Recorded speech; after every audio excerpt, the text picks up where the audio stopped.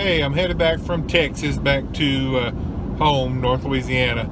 Had 3 closings today in southeast Texas, and got them all in the books, got them all done. So glad to see that. A couple of those were actually deals that are part of the 11 deals that make up these videos that I've been doing. So glad to have gotten those put in the books. We were buying, but both of those were tracks that I was buying, and now we'll get on with the exit strategy, exit plans on them, and hope they work out. Sure they will. One of the other tracks we closed was part of a large package of tracks that we bought last year. This was a smaller, little 30-odd acre piece off of it that our investment group bought, and it did real well on it. Glad to get it in the books. The buyers were happy as they could be. It's one of those good deals where everybody's happy. I like deals like that. Everybody's excited about the outcome and getting it done. What I wanted to talk about today, just for a minute, in our discussions about how to do better land deals, or how to get started on your first land deal, or wherever you are in the process. And I hope some of these little nuggets that I've been throwing out, things that I do, I'm not pulling them out of a Wikipedia search and going, hey, I'll tell them this, maybe this will work. That's just stuff that we just do. So I know it works because it works for us, and I hope some of it's helpful to you. So that's my goal here. So I'm hoping you're listening for ways to take this much of what I say and expand it into this much good for you, by putting it into your own situation, your own scenarios, making it better, taking a little idea and making it a great idea. So anyway, the thing I want to talk to you about today is making offers and negotiating deals. This is not going to be a highly involved discussion about how to make offers, how to counter offer, how to do this or that, the art of the deal. I'll leave that to the professionals. They're skilled in that. My approach to negotiating and making offers is pretty simple. I'll tell you exactly what I do, and I'll tell you what some other people do, and you do what works for you. At the end of the day, no matter how you make offers and negotiate a deal, you got to do it the way it fits your personality. If you try to be something you're not, if you try to do a technique, people notice that, it jumps out. I see it all the time. People call and talk to me and deal with me on properties, whether it's our listings or stuff that we own personally. And I can always tell when they're running a scam.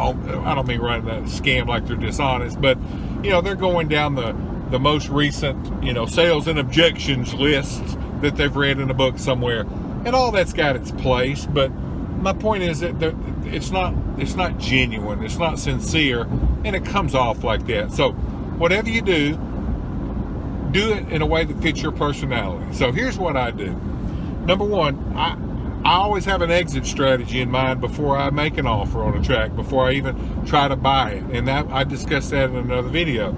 So in my mind, I already know what the track should resell for. If it's a track we're buying to just do some work on it and sell it, I know what the exit strategy is. I got an idea of what it ought to sell for. So with that in mind, I have an idea of what I'd like to buy it for. And to me, I try to buy a track in a range that we can make a good return. Now, that's not an exact set firm number every deal. That varies deal to deal, but it's always, good business involved. We try to make a good, fair return on a deal. And sometimes we hit a home run and do much better than we ever thought. Other times we eke out a little profit and move on to the next one. But I always have a plan of how much I want to make on a deal. And so I go into the deal trying to buy it somewhere around my, hey, I just want this plan to work number. And so I don't go in trying to steal a deal, buying it at some absurdly low number. That works for some people. It doesn't work for me because, number one, it takes too much time. It's so much involved in that. You get shot down more times than it's successful, and I don't have time for that. I want to make a deal and move on. Make a deal and move on. So I go into, here's my offers. I make realistic offers. and I make the offer based on, hey, I need to buy it for this so I can sell it for this to make a fair profit. And if I can do that, great. If I can't, I move on. I don't spend a lot of time tearing a track down, talking about all the negatives and all of that, in an attempt to try to get them to come down off their price. I make an offer. I tell them what my thinking is in a couple of sentences or whatever. I just make it clear what my position is. And I know pretty quickly if we're going to have a deal or not. There's not a whole lot of going back and forth. They may counter, and, I may counter a little bit, and we'll make the deal or we don't. But my point is, I go into it with a number in mind I want to buy it for, a number in mind I want to sell it for. And if I can buy it around that number, I say, hey, sign it up, let's move on. I've said it to other partners and other people that are friends of mine. I kind of have a circle. And if we get somewhere in that circle, I'll make the deal. It doesn't have to be to the far low side of that circle or range for me to make the deal. No, it might be on the middle or the high side. If it's in that circle, sign me up. Let's quit wasting time discussing it, trying to save another $20 an acre. If it's close, sign it up, done deal. Now that's because the circle will work for me, whether I'm buying it for $1,400 or $1,600. If 16 is in the circle and that's where the deal looks like it's going to settle out, I'm not going to keep beating it to death to try to get you down to, to 1575 or to 1420, whatever. If it's in the circle, sign it up. That doesn't work for everybody because other people, man, no, Pat, I can get some more out of that deal. And they can squeeze and they might get somebody lower and lower. We've got a friend who's just that way. We joke with him all the time. He'd spend an hour on the phone negotiating to save, 10 cents on a knob on an electric stove. He's just that kind of guy. I'm not that kind of guy. Hey, how much is the knob? Well, it's 75 cents. Here, I'll buy the knob. He'll negotiate to get it down to 35 cents. I'm not that guy. He is. He does very well doing that because it fits his personality. I make an offer somewhere, in the range that I need to buy it at. And if we make a deal, great. If we don't, I move on. Other people go in and lowball, like my buddy, and try to get the seller down as far as he can go like that. I don't do that. I don't like when I get lowballed. Lowballing doesn't work for me. It turns most people off, and I don't have the personality to pull it off. I'm kind of straightforward. What you see is what you get guy, and me coming off with a lowball offer just as phony as it can be, because that's just not me. So go about it however it suits you. I enjoy negotiating experiences with people, whether they're trying to buy or sell. It doesn't matter what side you're on, where you get the absolute sincere impression that they want everybody to do well. And I like doing deals where it's a win-win, where it's a good deal for you, a good deal for me, and we both move on, glad to have done it. I hate getting in these kind of situations where somebody feels they have got to scalp the other person for it to be a win to them. It happens all the time. People do it. They're made up that way. It's not me. It's got to be a win-win, or I'm really not comfortable with it. I can't get into a deal like that because it shows I'm not comfortable with that kind of nonsense. And if somebody approaches me and I can tell that it's a win or die kind of thing, where it's their way or the highway, where they're the only ones that are going to come out in a deal, heck with them. I don't care if I miss a deal. I'm not going to do business with people like that. Don't like it, don't enjoy it, don't pretend to. Too old to have to fool around with nonsense. So that's why I can't do that to people, because I don't like when it's done to me. So I want to do win-win deals. I already know the numbers in my head and my plan. If we get in that range, I know I can make a deal and make some money, make it happen. That's great. So what? I only make $400 an acre when I could have, maybe if I negotiated another 4 days, I could have made $450 an acre. It's not worth it to me. The time is too valuable. There's the relationship for it being a win-win is too valuable. I want to make a deal, move on, make a deal, move on. So that's my technique. I have a realistic number. It's not my high number, but it's my starting point number. But it in itself is a realistic number. and it's a tight range, and I offer that number, and hopefully I'll get a counter, and maybe there'll be some discussion about the whys everyone said the numbers they said. I don't know. But then, I'll move a little bit more, and they may move. And depending on what kind of counter I get from the seller when I'm buying is how I'll often counter my number. If somebody moves a lot toward me, I can tell, hey, they're trying to make a deal. I may just go ahead and say, hey, I'm going to put my best foot forward. I hope this will work out for you. And I'll come up to my high number, and they'll meet it a lot of times, and we've got a deal. If they don't, then I know I don't have to waste any more time. I know it won't work. But, somebody makes a good move toward me, I'm not going to get into that nonsense where I'm going to come up $5 an acre or $10 an acre. People do that. It drives me insane. Dealing with, $2,500, $3,000 an acre stuff, and somebody moves $5 or $10 an acre. Absolutely nuts. And we see it all the time, negotiating deals between clients with RecLand, and it's absurd. Anyway, I guess some people have more time on their hands. But, I make a realistic offer, hope to get a good counter offer, and then if I need to move a little bit to try to make the deal, I do. And I move once or twice, and it either happens or it doesn't. That's me. Other people go in the lowball way, and they'll go up $5, $10, $20, whatever. They'll keep going and going and going, and maybe at some point a week from now they'll come to a deal. It works sometimes, but not very often, and it doesn't work for me. Negotiated with some people who absolutely put their best number on the table up front, and they can do that. I've been around people that do that. I've gotten to know them. It works for them and their personality. They study the deal. They're real detailed. Typically, they're pretty meticulous, and they come out with a number. Hey, I can buy that property for this much money an acre. And that's the number. I mean, they're not going to go up $25. They're not going to go up any.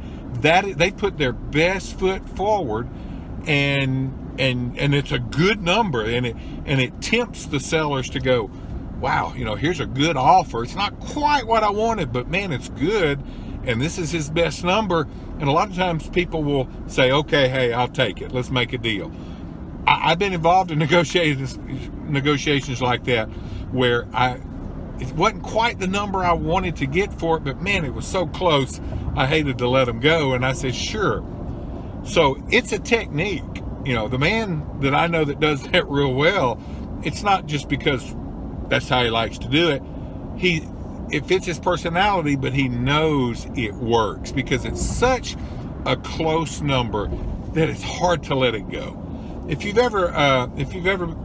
much of a fisherman and you realize, like bass fishing or something like that, and you keep putting that bait in front, he's laying there by that log, and it just keeps coming by, and suddenly it comes by, and it's just looks so good to him, and it's so close, and he's just the predatory nature of the bass. He just goes out and gets it. He wasn't necessarily wanting to, but he just couldn't lay off of it.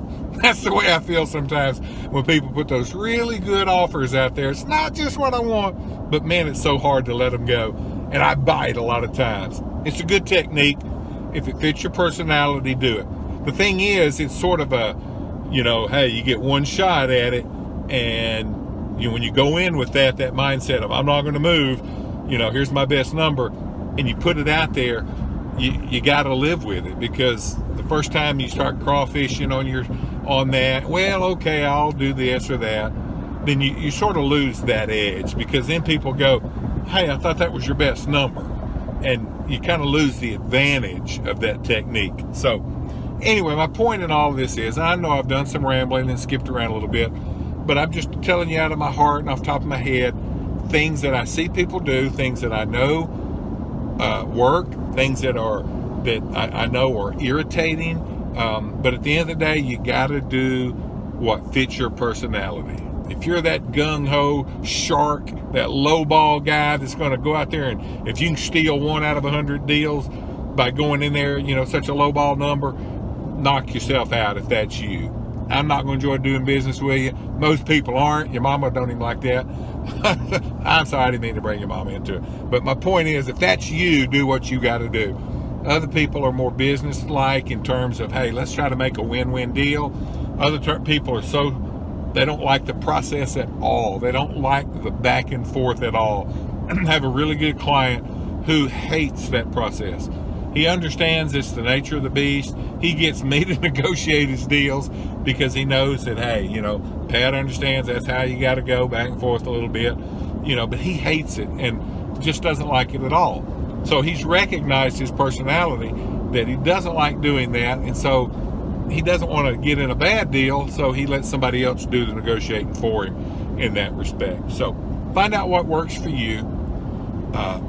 Make offers based on real numbers and homework and your plans. Don't just throw out something, because you never know when somebody's just going to say yes and you're like, no, wait a minute, let me back up a little. When you start getting in deals like that with people where you just say yes, and then they start, they get that shell-shocked, deer in the headlight kind of, wait a minute, you can tell they're not for real people. So think it through, get a plan, get your numbers together, know what works for you, what doesn't work, and make offers, and be willing to let deals go. One of my best friends and a business partner and a sharp businessman, he said it 1,000 times, and it's absolutely true. He said it's better to miss 10 good deals than to make one bad deal. And that is so true, because you use up a lot of your bullets on a bad deal. It takes a long time to recover. So know when to walk away. Know when a deal is starting to get outside the range of your plan, and you go, this is just not going to work. Don't fall in love with it so much that you keep chasing it, and you chase it outside the range of your plan, and you end up buying a piece of property for more than you knew you should have, because you got so tied up in it emotionally, or just wanting to do a deal, or trying to impress somebody, whatever the reason. Try not to chase a deal. That's the way we say it, chasing a deal. We all do it. If you do it, don't feel bad. We all have done it. It happens to you sometimes. But try to have your numbers in your mind and be disciplined enough that you're not going to chase after a deal. So make some offers. Think through how you're going to negotiate it. You don't have to come back with an answer right away. One thing I've learned from some other people is it's okay to say, hey, let me think on it a while and I'll get back with you. You might know exactly what you're going to say, exactly what you want to do, but just simply creating a little cushion of time between what was last said in the deal and the next thing that is said. Sometimes things happen during those cushions of times that change the deal. And if you just speak too soon, which I'm sometimes it's my personality and habit to do that, where I don't take the time and I speak too soon. There are times I go, gosh, I wish I'd have just waited a day, or I wish I would have gotten back with him later. And so use that as a technique. It's okay to say, hey, let me think on it just a little while and I'll get back with you. If nothing more than to walk outside, drink a Coke, stare at the clouds. So you go back inside, or you call a guy on the phone and give him your answer or your number. At least you've thought about it a little and you haven't appeared to be so dang anxious. So anyway, just some little tips like that. Keep it real simple. Be sincere. Be yourself. Know that win-wins are good. It doesn't mean you got taken advantage of because somebody else did okay too. Win-wins are good, because you got to do more than one deal in this life to make any money. You're not going to hit this multi-million-dollar home run your first time out buying 20 acres. You're just not going to do it, I'm telling you. So you got to do a lot of deals, and the world gets small, and it gets really small when you start doing bad business and living by win-lose as opposed to win-win. So do win-win deals so you can do more deals with more people and do deals with the same person over and over. Just some thoughts there. Hope it's helpful. Bye.